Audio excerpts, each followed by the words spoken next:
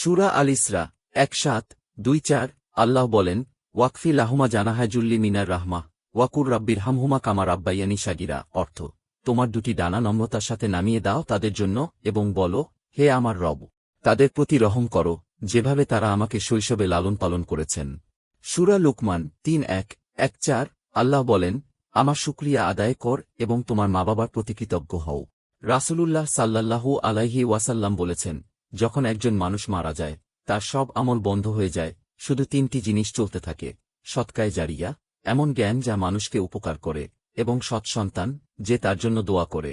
মুসলিম ১:৬৩-১ মা বাবার সন্তুষ্টি আল্লাহর সন্তুষ্টি, এবং মা বাবার অসন্তুষ্টি আল্লাহর অসন্তুষ্টি।